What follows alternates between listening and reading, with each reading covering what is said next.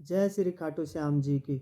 नमस्कार दोस्तों। आज की वीडियो में हम लोग बात करेंगे खाटू श्याम जी की संपूर्ण कथा और उनकी जीवनी के बारे में। तो वीडियो में लास्ट तक जरूर बने रहना दोस्तों। खाटू श्याम जी को भगवान श्री कृष्ण का कलयुगी अवतार माना जाता है।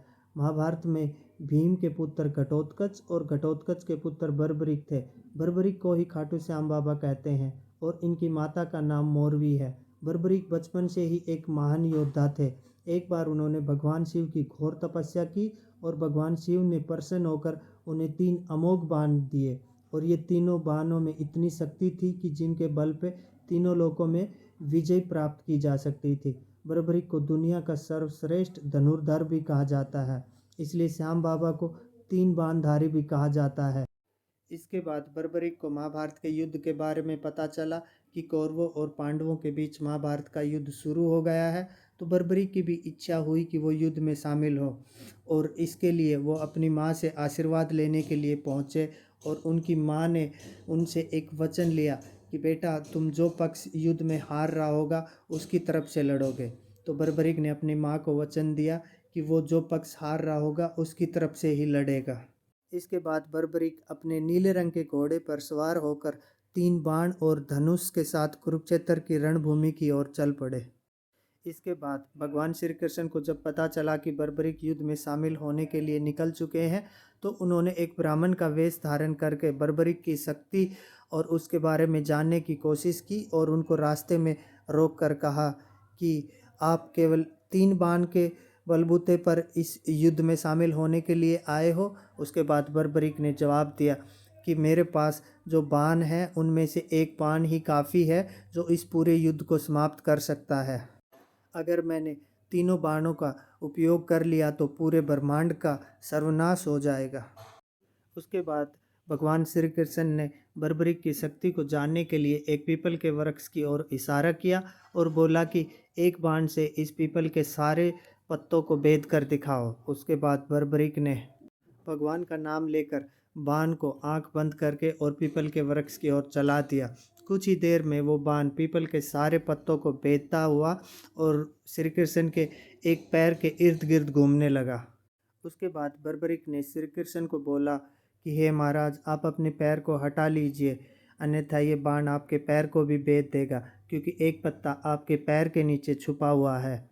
ये सब देखकर भगवान श्री कृष्ण आश्चर्यचकित हो गए और उसके बाद उन्होंने बर्बरिक से पूछा कि आप युद्ध में किसकी तरफ से लड़ाई करोगे। उसके बाद बर्बरिक ने कहा कि महाराज, मैं जो पक्ष हार रहा होगा उसका साथ दूंगा। श्री कृष्ण जानते थे कि युद्ध में हार तो कौरवों की निश्चित है और अगर बर्बरिक ने उनका साथ दिया तो युद्ध का परिणाम गलत पक्ष में चला जाएगा। उसके बाद ब्राह्मण रूपी श्री कृष्ण ने बर्बरिक से दान की अभिलाषा व्यक्त की। बर्बरिक ने उन्हें वचन दिया और दान मांगने को कहा। ब्राह्मण ने उनसे दान में उनका शीश मांग लिया। बर्बरिक उस ब्राह्मण की ये बात सुनकर अचंभित हुए, परंतु वो अपने वचन से अडिग थे तो मना नहीं कर सकते थे। वीर बर्बरिक बोले, एक साधारण ब्राह्मण इस तरह का दान कभी नहीं मांग सकता। हे ब्राह्मण, आप कौन हो? अपने असली रूप में आना। उसके बाद वो ब्राह्मण अपने असली रूप में भगवान श्री कृष्ण के रूप में उनके सामने प्रकट हो गए। उसके बाद बर्बरिक भगवान श्री कृष्ण से बोले कि हे भगवान, मैं अपना शीश दान में देने के लिए तैयार हूँ, लेकिन मेरी एक आखिरी इच्छा है कि मैं अपना महाभारत का युद्ध अपनी आँखों से देखना चाहता हूँ। ये सब सुनकर भगवान श्री कृष्ण ने उनको वचन दिया और उनके शीश को युद्ध भूमि के समीप एक ऊंची पहाड़ी पर रख दिया, जिससे कि बर्बरिक पूरे महाभारत के युद्ध को अपनी आंखों के सामने देख सके और उसका जायजा ले सके। बर्बरिक ने फागुन माह की द्वादशी को अपना शीश दान में दिया था। इस प्रकार से वे शीश का दानी कहलाए।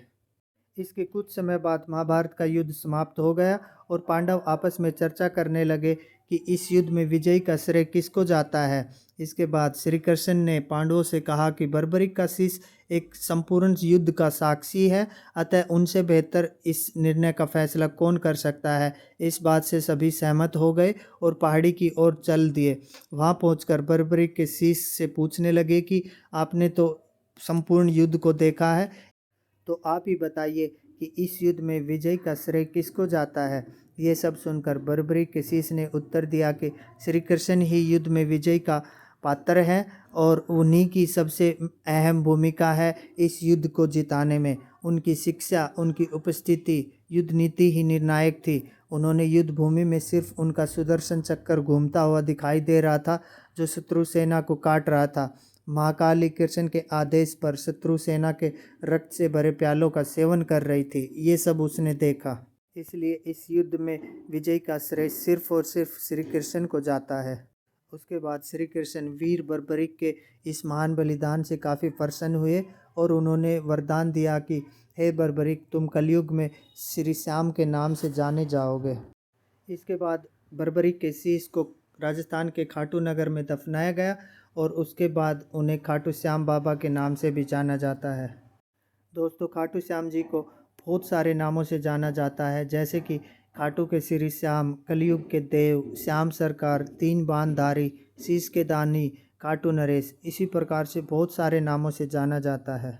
इसके बाद दोस्तों, राजस्थान के सीकर ज़िले में खाटू जगह है जहाँ पे खाटू श्याम बाबा का बहुत विशाल मंदिर बना दिया गया और आज हर दिन हज़ारों की संख्या में लोग खाटू श्याम जी के दर्शन के लिए मंदिर में आते हैं। तो आप लोग भी खाटू श्याम जी के दर्शन करने के लिए ज़रूर आइएगा। बहुत अच्छा, बहुत प्यारा मंदिर बना हुआ है और वहाँ पे बोलते हैं कि अगर कोई सच्चे मन से आता है तो बाबा उसकी हर मनोकामना पूर्ण करते हैं। तो दोस्तों, आपको आज की हमारी वीडियो कैसी लगी? अगर आपको वीडियो अच्छी लगी हो तो प्लीज़ कमेंट करके ज़रूर बताना हमें। और दोस्तों, प्यार करते हो तो यार दिल खोल के करो यार, कंजूसी मत करो यार, सब कुछ लुटा दो अपने प्यार में यार।